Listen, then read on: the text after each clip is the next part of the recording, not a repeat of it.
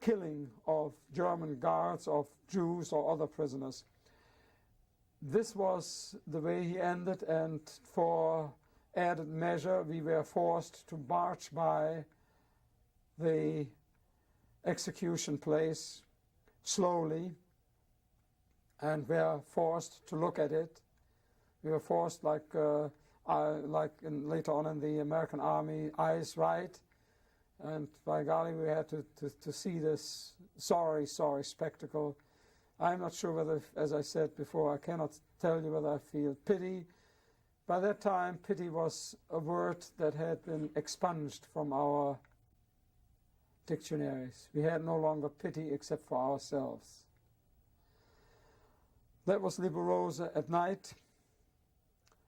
We had a stove in the barracks, and at night we had a bucket where we had to urinate. The urination was in the barracks because it was sub-zero temperature, and you could hear the prisoners utilize this bucket. It was loud and noisy, and we had to carry that outside and empty it outside.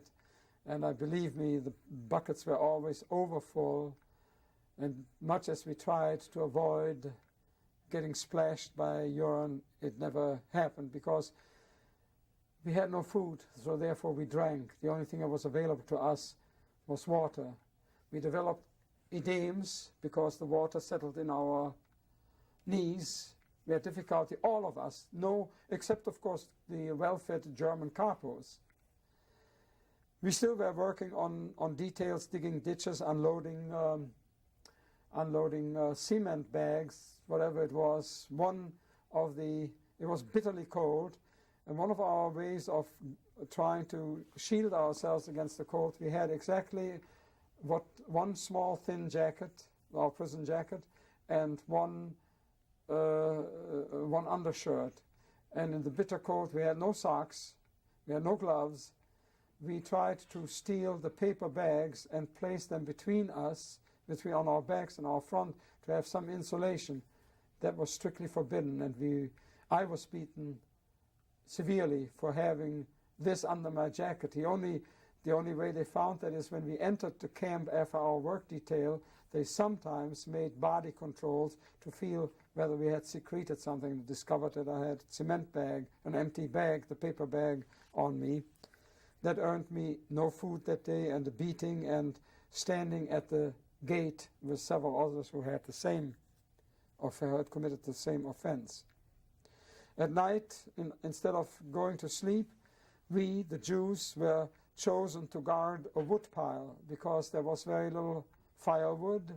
The other barracks tended to steal this. To avoid this, we were forced to stand outside in this bitter cold, in the snow, and guard our wood pile. And I cannot tell you what thoughts I had. I had many thoughts to think of. Many of them were about what religion was doing to us, what religion was doing for us, why we were not being liberated, why the entire world, and this has occurred to us many times, why we seemed to have been forgotten, or why we were indeed forgotten by the entire world, why we had no sign of anything. The German population kept very much away from us because we were described as the lowest of the low criminal event. We had no pity or sympathy from them at all. What else is there to say? We stayed in that camp, and one of the highlights, you must know now how desperate we were, one of the highlights was German civilians fleeing from the Russians made it as far as the camp, and their horse died. And our cooks went out and gotten the horse and carved him up and put a soup together and some stew, and we had for the first time meat. One horse didn't go very far for 8,000 prisoners, but they used everything. And I'm not sure, I'm sure that by that time all the religious Jews decided to eat what came their way. Even they did know that there was horse meat in there. it made no longer very much of a difference. You ate because you had to hope for the next day. You had to get through that one day. So again, we tried to make time go by. We tried to visualize what we would do when we got out. We had actually no reference point at all of whether we'd find. We had hopes that we would find all our family members again. That was how we lived from day to day. Did you ever see your brother? I did not see anyone of my family ever again until I met my brother in New York about 2 years after the war, or maybe 1 year and a half after the war. I had only one sign that he was alive because one of the people that I worked with in one of the camps said, "You look like this kid I knew from Cologne." And I said, "What was his name?" His name was Carl Herz. And I said, "Well, that is my brother. Where did you see him?" This comes towards the last 3 months of my life in the concentration camp. How long were you at this? At this camp, I was fairly long time, from August till January, I believe, 45. Then something happened that, again, some of it I only heard from a German official later. I do know what happened to me.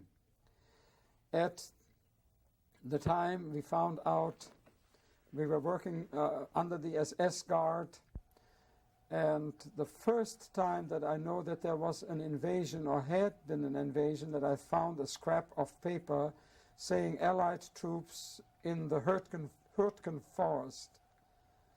And the SS deigned to talk to us, the SS guard, and he said, "You don't have to get your hopes up, you Jewish pigs, because before anything happens, we will kill you all.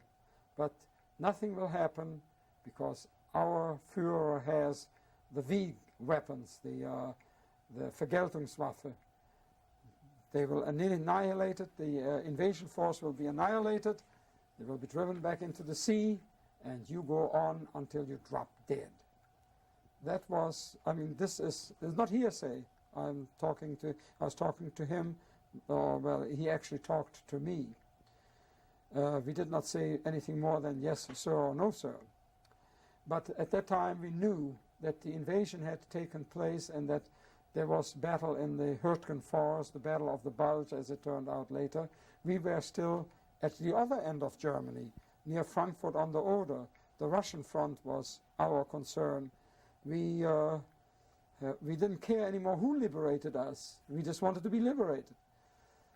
So at that time, then, we were given all of a sudden 2 loaves of bread in the morning. Instead of going to work, we were given 2 loaves of bread. Take your blankets from your bed and assembled by barracks. And then came one thing that you have heard of many, many times. I probably have no idea. I cannot tell whether the other people, the survivors that you have interviewed, know about this. I know that Mr. Ben Stern related something similar. Then came something that we called, that is then later on called the Death March, and it was truly a death march because of the 8,000 people that left Liberose. Barely 1,500 arrived at the main camp. What I tell you now, the section upon leaving the camp, I did not know until I called a German official for finding out whether one could visit Liberose and see the ancient sites of the camps. As he said, he says there is hardly anything left of Liberose. Liberose is still there. I said, "Did you know about it?" "Yes," he said, "we know about it because we have made them into memorial places for our East German population." These were still the East German communists that we are talking about, but he was an official in the German embassy in Washington, D.C. I said, "What do you know about it?" "Well," he said, "when you left, all the prisoners that were not able to move or looked sick were assembled in sick bay, and the building was set afire, was doused with gasoline and was set afire. After you had left in the afternoon, the building was set afire, and the SS shot everyone that tried to come out of the building or to try and save himself out of the building. None of the people that was in the building died, and there were some 700 people in the two barracks that were declared sick bays. That was the one group of people that had actually nothing to do with me, but because it was Liberose and because I was there, it may have been that some friends were also perished there. We marched, it was snowing, we were exhausted by the time we were reaching our first destination. People already started to break down after 7-8 hours of marching, and we were told, if you cannot march any further, sit down by the side of the road. A wagon will come and will pick you up. The wagon that came picked them up, there was no such thing. I knew this because we had marched about 10-15 minutes later, and the end of the column had passed by there. The end of the column had the kitchen utensil and some favorite capos. It was drawn by human beings, this wagon. The camp records, whatever was on there, I don't recall.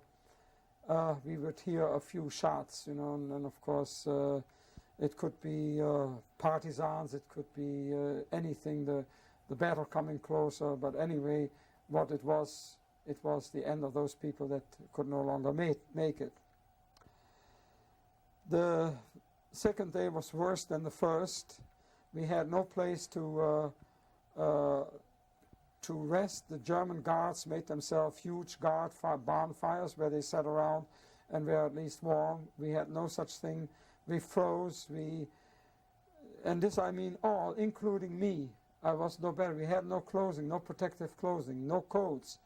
Our shoes were nothing, wooden clogs, no socks.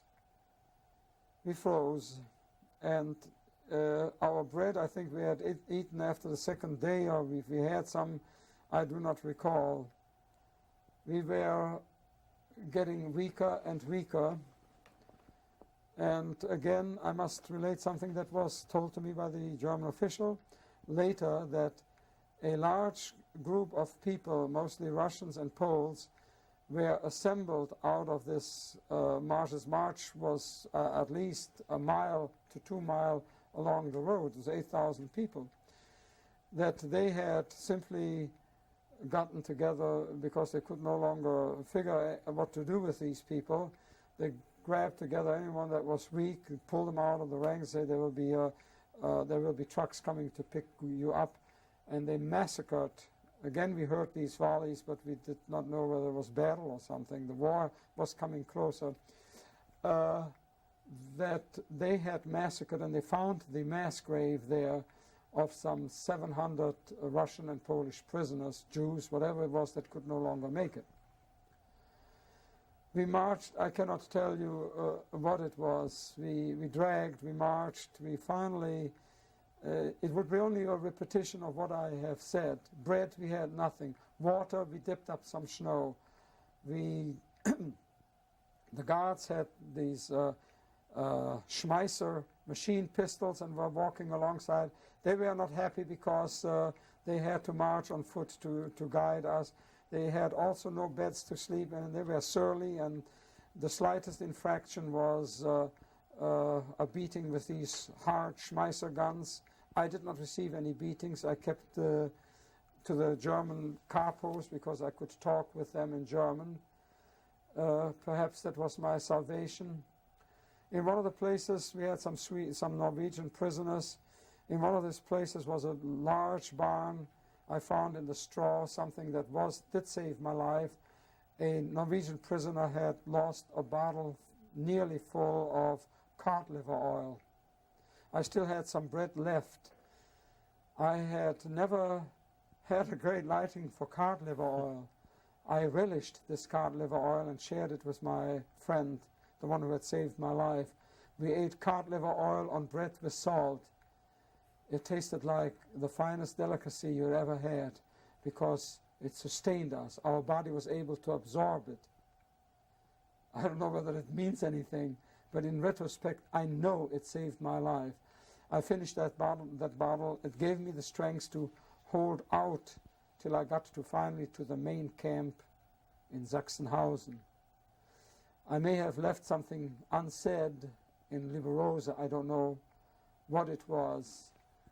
The religious services, yes, some of the Jews did some prayer. Some Jews still kept the holidays, fasted on Yom Kippur, just jealously guarding their piece of bread till the fast was over.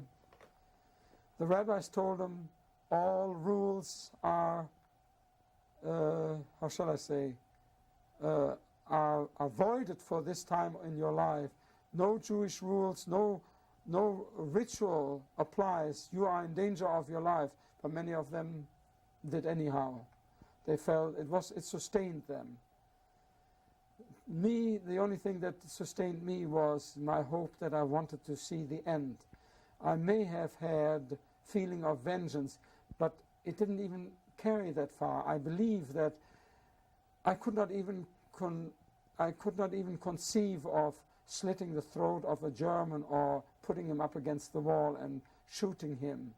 Number one, this is not how German Jews or even Polish Jews or any kind of Jews, this is not how we think. We couldn't do that. Vengeance is mine. Well, it wasn't mine. I only hoped that I would get out alive and see my family again. So from day to day, I lived with the hope of getting out. It sustained us. We performed whatever was required of us. We suffered. Or should I, if you wish me to, I'll say I suffered. But I cannot divorce myself from the group of people in whose midst I was. We tried to steal each other's bread. My friend and I'm sorry to say that we tried. We tried to steal another prisoner's bread. Our plight was so desperate that we stole from each other. I am a law-abiding citizen. Now, I ran for the House of Representatives for the House of Representatives in South Carolina. Should I say I'm ashamed that I did it? Would you say I should be ashamed that I did?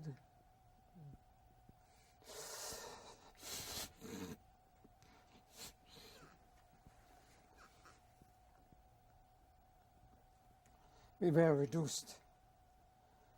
Our humanity was gone. Anyhow, we arrived in Berlin and we were given a luxury that I never had. A ride first class on the German subway. Beautiful. We saw the stations flash by, Friedrichstraße, Augustenhof, Tiergarten, all the German stations. The reason for that was because many of the roads were bombed out. There's only one more incident that I would like to mention in this case. We were at one night, sheltered is perhaps too much of a place. We were put into a huge building that was a boat dock. And there was a large boat in there, and one of the Jewish inmates, a prisoner of a Jewish concentration camp inmate, was from that area, from Berlin. I said, I haven't got the slightest idea where I am. I only knew that there were a large tower, a radio tower, which I knew was the German Sender Königs Wusterhausen. I said, I saw a radio tower a while back. He says, but this here area with the lakes, I don't know at all. Well, he said, if I'm not mistaken, I've been here before, this is Wannsee. And Wannsee, I found out later on, was the infamous conference of all German officials, the SS, Reichssicherheitsamt, the 4B, where the final solution was debated. So I got to that place too. Where the origin of my misery and the death of my family was planned, and where the organizational talent was displayed to do this. Anyhow, this was just on the outskirts of Berlin, and as I said, very shortly thereafter we took this ride, and Oranienburg was a station where we were let off and marched to the main camp, Sachsenhausen. And we marched by one of the suburbs of Berlin that you will probably have heard of was Potsdam, because Truman there was a conference there at which Truman took place. And one of the ironies again of my life was that I was able to read the inscription, "Come all ye who are laden." You may be more familiar with this. Was a Catholic church or maybe a Protestant church, but you know the entire verse, "Come all ye who are laden, I shall give you sustenance," or something like that. It may have been a psalm. It was engraved in there, and I thought even that is not for us. When we came into the camp, which was another march, I don't know how long it was, we dragged one foot before the other. We finally did no longer watch the neighborhood. The one thing we saw the destruction that the Allied forces had wrought. When we came into the camp barracks were arranged in a semicircle, the barracks, and they had this wonderful inscription, and I will say it to you first in German. It said, "Es gibt nur einen Weg in die Freiheit. Seine Meilensteine sind Treue, Pflichtgefühl," half a dozen more things like that, "und Liebe zum Vaterland." And I now try to translate it. Is that there's only one way to liberty, to freedom. There, it's better as freedom. There's only one way to freedom, and its mileposts are duty, Gehorsam, obedience.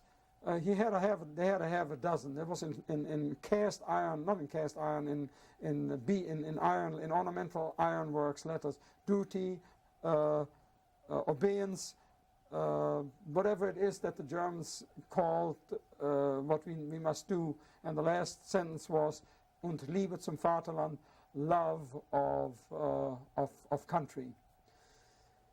So that is what greeted us there. We were assigned some barracks. There was nothing for us to do. There were no details. Berlin was waiting for the Russians. We are talking about January, February 1945.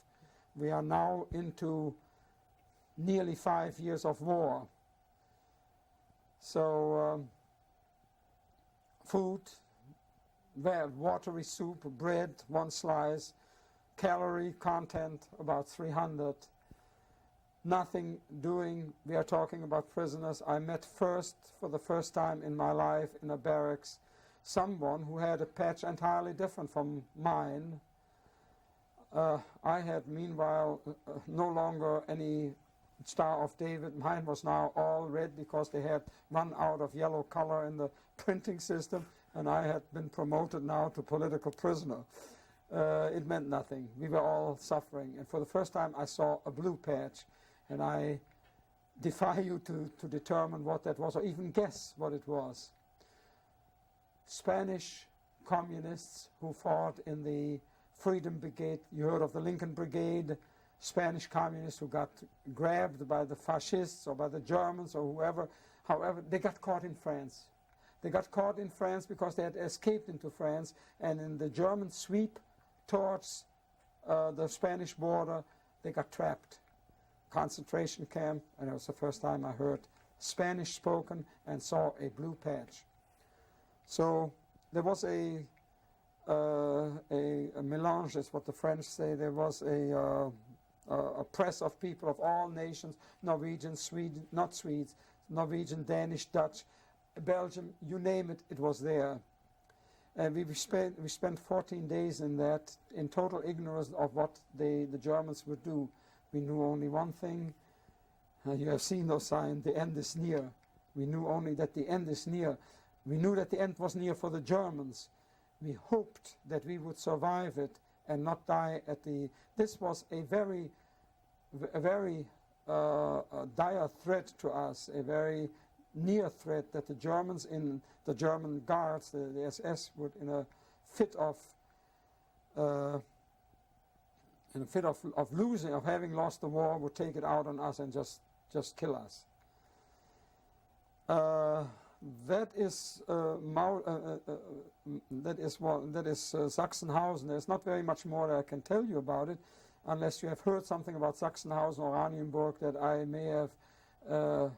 I may have not mentioned to you. You were only in the Sachsenhausen, the main camp, for 2 weeks. 14 days, 3 weeks, I'm sure. It was not very much. We were starving then.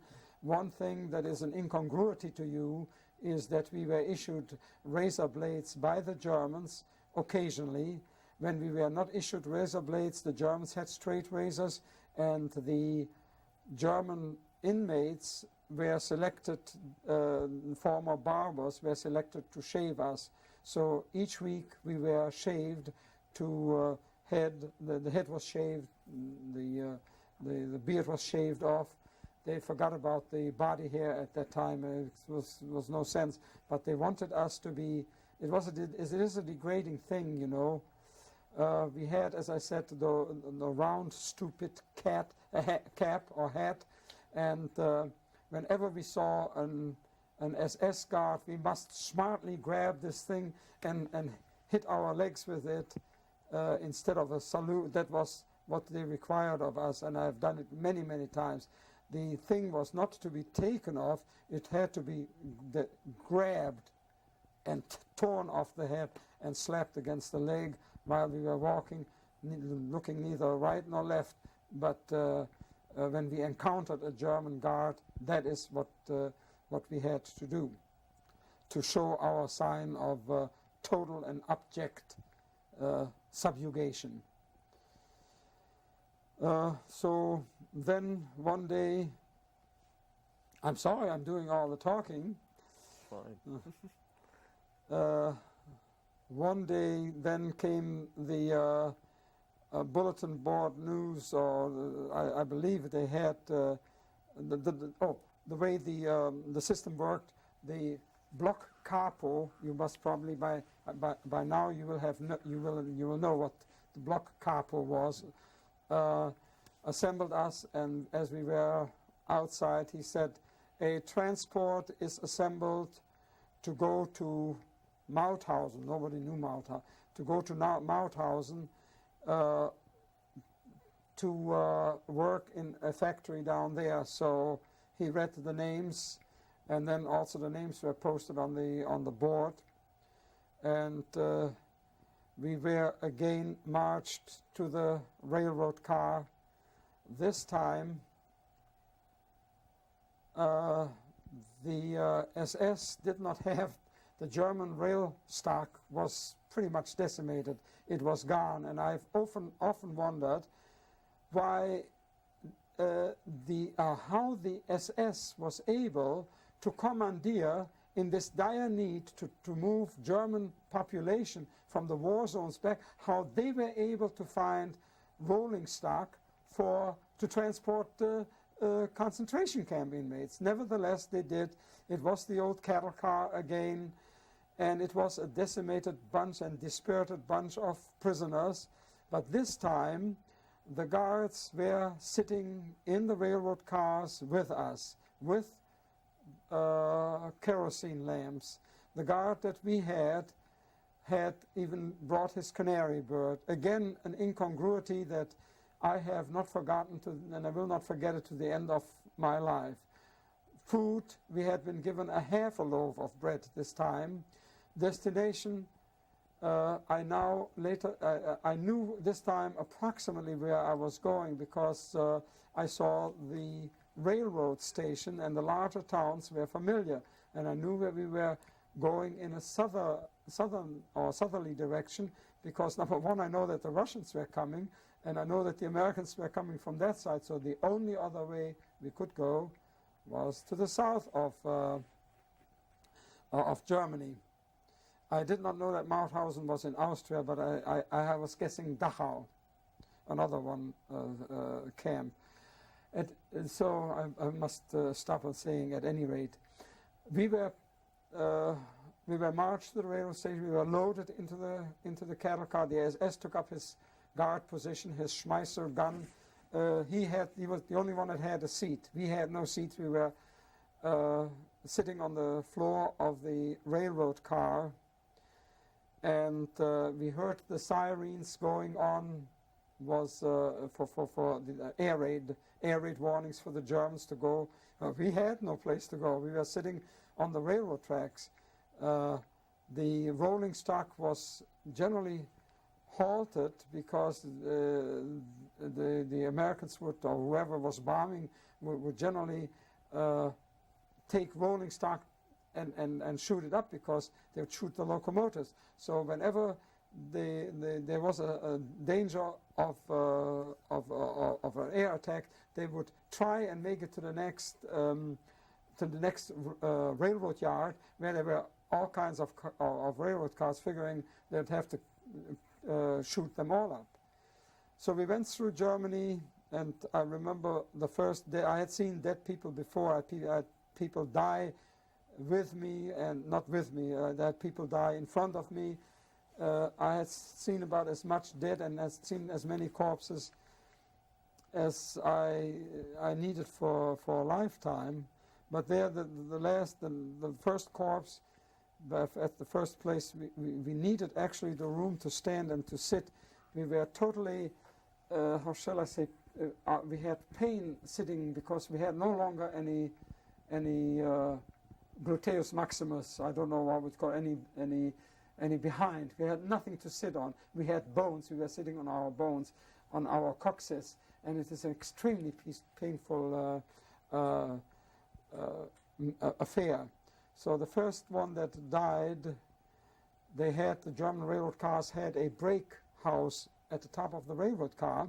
So the first one, the dead person, was taken up there, and the second one also. We were not more than, this trip took about 5 days, and we were allowed to go and eat snow when we were thirsty. Bread, there wasn't any. And from then on it got worse. People started to die in this railroad car, and we finally stacked the corpses up. I know it's disrespectful, I can't help it. We stacked the corpses up and we sat on them. The worst part to sit on was the face, but we were even then crowded, so sometimes we sat on the face. Most of us would try to sit on the rump portion of the deceased. I don't know who died. They didn't have anything worth stealing. They had no bread, because we all had no bread. So we made it to Mauthausen. I believe the car, out of our car of about 70, 80 people, about 20 people, 30 people got out of the car. The rest we left in. We don't know what happened to them. Perhaps the details from the main camp came and picked them up later. We did not know. We were let out of the car at Mauthausen. I don't know how I knew it was Mauthausen. I think I had seen and we were marched towards Mauthausen. And the Mauthausen was a fortress-like concentration camp overlooking the Danube River. And everybody already was speculating that our end would come. How we knew this? We may have divined it. We may have guessed it. That our end would be, please do not load us onto ships, because we knew that the Germans were quite capable of forcing us onto a boat, running us into the middle of the Danube River, and sinking the boat, sinking the ship, whatever it was. No, this was not to be our fate. We were marched up to the top of the hill, and it was excruciating. There was water running down. We had not had water now for about a day and a half. We were wild with thirst. There was water running down by the side of the road, a channel or runnel, whatever you would like to call it, and we all dipped our cup in this dirty rainwater. It was not sewer, but it was just runoff, and we drank it, and we thought it was great. I don't know why we didn't get typhus or anything like that, but anyhow, it was all, and the SS didn't even want us to do that. They clubbed us back from that, but I managed to gather half a cup, and I drank it. So we marched up there, and we were assembled. We were told to take off our clothing in this bitter cold. I don't know whether we were feeling, we were feeling bitter cold because we were allowed to keep our shoes on. And something was done to us that I thought, well, this is the end. They really mean to kill us. And I prepared nearly to die in a gas chamber. By that time, we knew gas chambers. Someone came along, and with a blue ditto pencil, I'm not sure whether you're familiar with a ditto pencil, it makes a purple mark on you. They stenciled us. I think I had a number 7. And none of us knew whether 7 meant death and 3 meant life, or 8 meant something else, or we didn't know. But we were sent into the shower. All of our clothing was taken away. There was no clothing to dry, so we were run out of the showers, which mercifully had warm water. We were run out of the showers naked, into the yards, into the room into the place between the barracks, and we stood there. And then it occurred to us that what it was, we were assigned to barracks number 7, those with the 7 on their bodies. We were given some sort of ill-fitting clothing. I remember I had only a coat, a winter coat, totally naked underneath, shivering in this cold on the cobblestones, until finally some of the German capos had pity on me and threw me a pair of underpants and an undershirt. And that was the total amount of clothing I had. And there again in the barracks occurred something that I had not realized, and I'm not sure whether you can realize that. As Jews, we were even below the lowest rank of anyone. We were the outcasts of already an outcast group of people. Because when the capo came around, he said, "Sind da Deutsche unter euch? Are there Germans amongst us?" A friend of mine and some other Germans says, "Ja, wir sind Deutsch, we are Germans." And he looked at us and he said he spit out a word, "Jews. I didn't mean you." So we had thought that for once, because we belonged to the great German nation, that these German capos at the end of the war would finally realize that we were of the group of people that had shared their culture, their aspiration, their suffering in the Versailles Peace Treaty. Forget it. We were treated as scum. Well, everybody was treated as scum, but we were treated the scum of the scum. So, again, I can't even say the word vegetated. We starved in those barracks, and this one day they came and said, "Are there amongst you any of the following?" And he started to enumerate the craftspeople, mechanics, welders, whatever it was, carpenters, or anything like that. Well, I volunteered. I said, I'm a welder. Okay, get ready. You are going to Gusen, to an airplane factory. Well, anything was better than, although I did not know that. It could have been death for all I know. I could have been shot on the road to Gusen. We were next to a women's camp in Mauthausen. It was separated from us by a tall wall, but we were able to talk, and we tried to talk to them and find out where they had been, where they came from, how they were treated. They were treated they were as ill-treated as we were. They were starving. Do you have a piece of bread? I am such and such. I am Malke from Lodz. Is anyone from Lodz in there? Yes, I'm from Lodz. He says, would you have a piece of bread? Begging. This went on continuously. And nobody in a well-fed nation like this can possibly understand. When we fast nowadays for Yom Kippur, we almost die. We fasted for 4 years or 3 years. And to me, it is inconceivable how any American in the land of the hot dog and the Mac hamburger could possibly feel what hunger pangs are, except coming from school and not getting fast enough to the refrigerator. I laugh at it now. It was bitter. So we heard these anguished voices from the other side, women's voices. I'm from, wherever, Bialystok. Is anyone there from Bialystok? Yes. Did you know my father? Or did you know such and such? And in the end, always the same thing. Hat er etwas a Stickel Brot? This happens to be Yiddish, and I'm not sure whether you understand it. Have you perhaps a small piece of bread?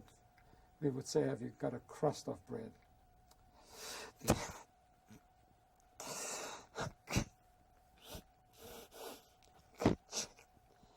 I can't shake this. At any rate, we made it to Gusen in a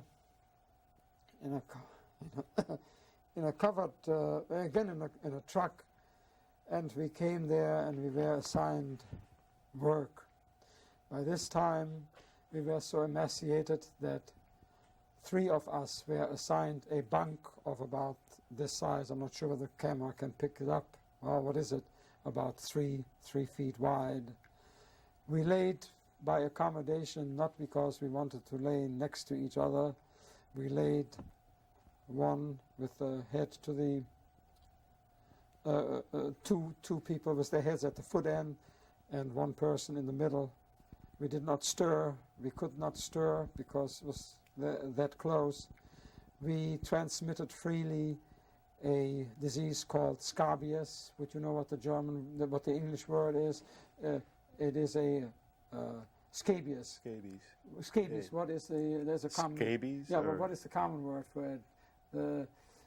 It's just like sores or... Yeah, well, yeah. It is caused by an insect, by a parasitic insect. We all had it then. We had very little to eat, and yet we were forced to work. The work was 12 hours per day. In our emaciated condition, we just dragged ourselves to that. And the Germans had an ingenious way of doing this. Rather than having us to load into this underground tunnel where the work was performed, to go there from our barracks, the Germans had a small spur railroad, fairly large wagons in there. Wagons were open, they had open doors. We were assembled on a platform, a huge long platform, maybe 300, 400 feet long and very wide wooden platform. And this is the ingenious things. The Germans ran their cars at a fast pace past this platform. We were to jump on while the cars were moving.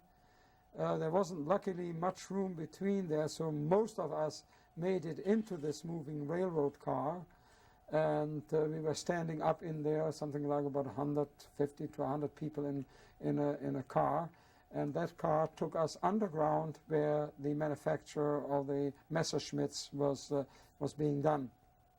And I was assigned an old German prisoner who was the master welder. And of course I didn't do any welding, whatever.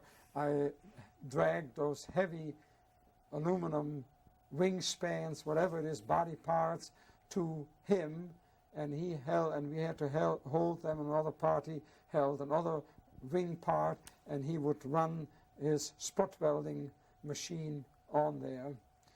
It was excruciating work. My number in there, we were given a piece of stamped out material like the the backside of a tomato can. It was fastened with 2 wires, and it had our numbers stamped on. My number was 134,314, which I took to be an omen of some sort. We were already believing in anything that might save us from perdition. So my number was pi. My number was pi, 134,314. I believe that, I don't know, since I did not believe in a merciful, just God any longer, I believe that that would save me. I don't know why, but it was sort of an anchor to hang on to. And while I was in this airplane factory, sometimes they didn't have the parts, and we take scrapped pieces of aluminum. The first thing I did was get rid of that. I polished a small piece of aluminum, and I graved in there with a chisel my camp number. It was permitted to do that. I had some airplane fasteners, and I fastened this in a real fine-looking identification bracelet. As you know, Auschwitz had this number, but Sachsenhausen had the tag. But there, we had 2 methods of showing that we were prisoners. Our hair was permitted to grow out, I would say, 1 inch. Then through this middle ran a stripe of shorn scalp.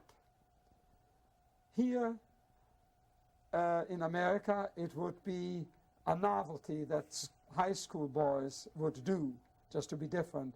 Over there, it was one of the most degrading things that we had to submit to have had a hair. You have hair, we comb our hair, we wash our hair. Over there, hair were permitted only in a short crew cut by the capos.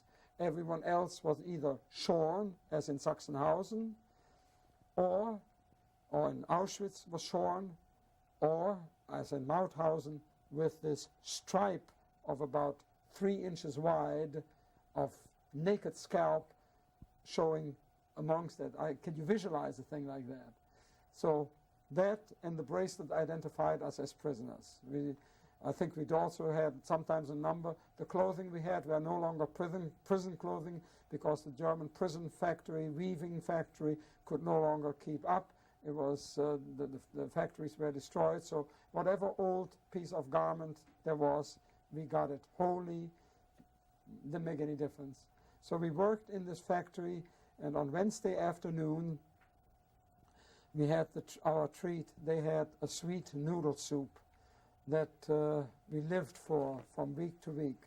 We worked 12 hours a day, I think I've mentioned that, and we worked 6 days a week. Sunday, we had, again, all the chicane, I don't know how that would work, all the petty annoyances that they could visit on us.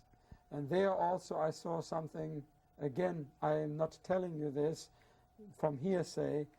In the bitterest of bitter nights, there were some German capos, building block capos. They were dissatisfied with the skeletons, the living skeletons in their barracks, and they forced them, 5 or 6 German well-fed capos forced a group of about 200 of these starved skeletons out into the snow, and did not let them into the barracks any longer.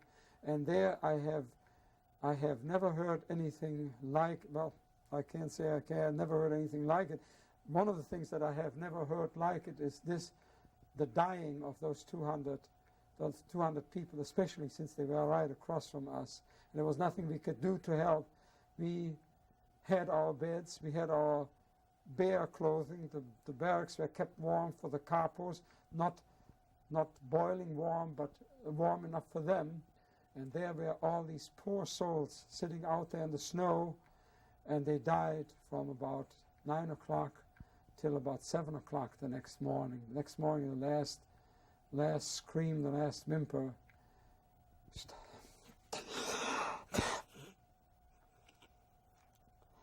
And then they were again arranged outside the barracks, nicely in neat German rows, to be able to have counted them. And that was the end of that. In the evening also we were treated to other things. The people that were executed while at work because they did not work very hard or couldn't work very hard, they had a very simple method of execution. The SS guard had a guard room inside the tunnel, and they had a sturdy nail in there. And since most of these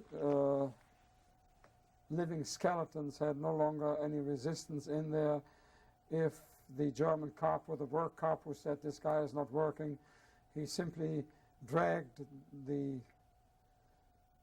skeleton to the SS guard chamber, where the SS, I witnessed this once, but I was beyond caring at that time. I thought there was something, it was an everyday occurrence where the SS guard simply took a rope, tied it around the person's neck. Man didn't even have the strength to object to it, and just looped it around the nail and pulled the man up. There were no women. Pulled the man up until the man was until the person was dead. And at night, these people were brought back into the camp, and you could see a blue mark around their neck that you knew that they had been executed, hanged by the German. And that's one thing that the Germans did not delegate to the capos. They did the killing themselves. One other thing was an act of desperation that occurred frequently in those last days. It had occurred in many camps. It was a term that we call Ich gehe an den Draht, I am going to the wire. In the last desperation of the soul, they wanted to make an end of it, and they couldn't make an end of it unless they did something that was totally forbidden, namely approaching the wire and touching the wire. Touching the wire meant that you meant to escape. It was, I wouldn't call it an euphemism, it was a rationale that maybe the Germans used to justify killing someone in cold blood from the guard tower. I witnessed this 3 to 4 times in Mauthausen. I didn't, in Gusen rather. I had not witnessed it before. It happened. In desperation, your friend or your last acquaintance would say, I can't stand it anymore. I'm going to the wire. And they would go to the wire and touch the wire, and the shot would come, and the Germans were excellent marksmen, and it did take but one shot, and that was the end of the suffering for that person. I do not know whether I have ever been driven to that extremity. I will tell you one more thing that I have not admitted to anyone that I've ever talked to, because I still had feelings, and I still was a 20-year-old. At the time, in our camp, in Gusen, there were a group of German prison inmates, concentration camp inmates. They were Germans. They had either deserted or had done something that merited them being in the concentration camp. One of the crimes was having sexual intercourse with a inferior, in this case a Polak. They called them Polak. Actually, we just person Pol, but it was the Polak was in German terms a derogatory term like Jew or nigger. Polak for a German meant inferior human beings. Nevertheless, the Polish people called themselves Tisi Polak. Are you Polish? It happens to be. It happens just a word. It's the Polish word for Polish. So they were in the camps for that reason. If they were not capos, they were spared the work details. They had sort of a privileged occupation. And one day they were issued Afrika Korps. You heard of the term Afrika Korps? Afrika Korps gear, the khaki jackets and khaki pants, khaki hats. and they were selected to be redeemed in the last stand of the German. They were supposed to be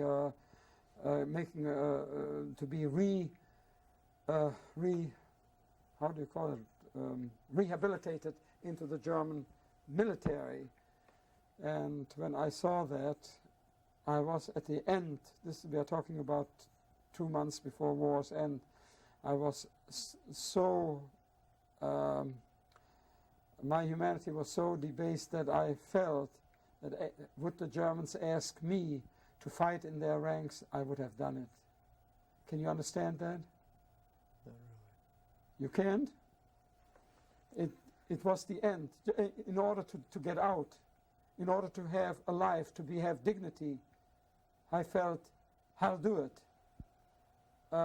Even if they had been my tormentors. I must have been at the end. I said I have never admitted that, but I felt that way. It didn't come to that. We, about the 24th or 25th of April, the factory, the underground factory, started to destroy documents, and we destroyed documents, and we knew then that the end was near, and yet our death was just as near, because we knew that if they assembled us underground and blasted the entrance, there was no way for us to get out. We were some 600, 700 feet under the tunnel was into at level ground into the mountain, but the mountain was raised about 800, 900 feet above us, a massive rock, well, just a mountain. And so if they had simply dynamited that, maybe they did not have any dynamite, I cannot tell. At the end, we were about the 20th, 23rd of April, 24th of April, the first Red Cross packages began to arrive. And one more thing happened. The SS did disappear. They folded their tents and silently stole away and were replaced by Austrian police, military police, which guarded the camp from then on. We still couldn't get out. We still were prisoners, but there was no more work. Some food came in, not very much, and we are now approaching the end of the whatever it is. I cannot. I don't find the word for what the end is. The Odyssey. If it was not even an Odyssey. The Odyssey was a lot easier for the Greeks than our trip through hell. On May the 5th, a tank came up to the gates, not to the gates, to the barbed wire area where my barracks was located, and the conversation, I was nearby, the conversation was in Yiddish, which by that time I understood perfectly well and spoke it.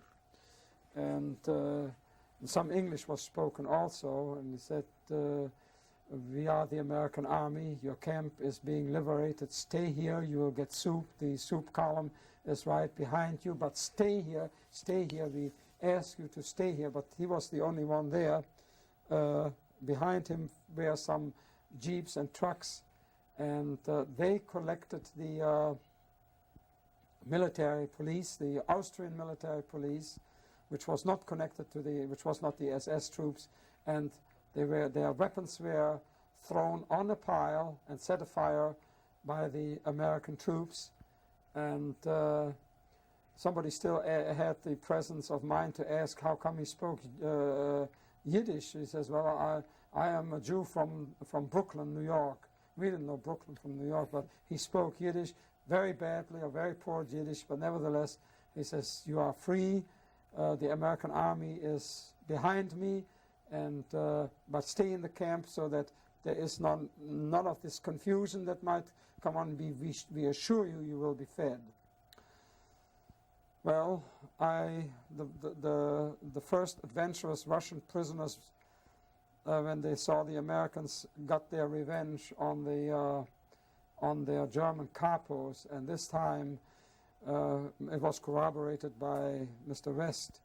They hanged the German capos, as many German capos as they could get a hold of.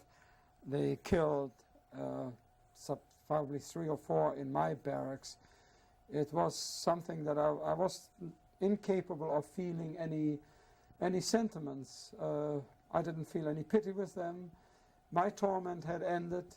I did not care any longer. I felt truly like a bird who has flown out of a cage. I did not know what the future would bring.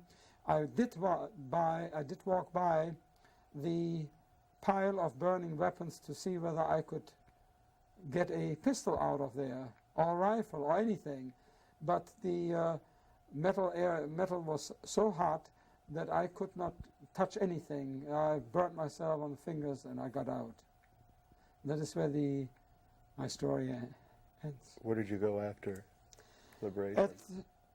I tried to go back to Germany. I tried to find my way back home. And there were many ex-concentration camp inmate plus Flüchtlinge, or Vertriebene as the German called them, displaced persons, Hungarians that had been dragged into Germany to work, Polish people, that the whole countryside, this was the very last countryside in Germany where everybody had concentrated to try and get away either from the Russians or from the Americans or from the British, or whatever it is. Everybody concentrated on the southern Austrian part of Germany where I was. We knew where Linz was, a city nearby. I made my way to Linz. I went to a hospital which they had to take us. I don't know whether they had room, but there weren't very many civilian casualties. And I was admitted where they first of all treated the scabies, which had by now enveloped my entire body. And after I got out of there, we all tried then to make our way back into civilization, into life. We had some food. Again, I've narrowly got escaped from being shot by an American soldier. I had discovered a grain storage depository, and I went there and got grain, which the Germans would trade me for something else. They would grind it up and make flour out of it. And the second time I did that, some black American GI started to point his rifle at me, and in my poor English, the poorest of poor English, I finally made him understand what had happened to me, and that I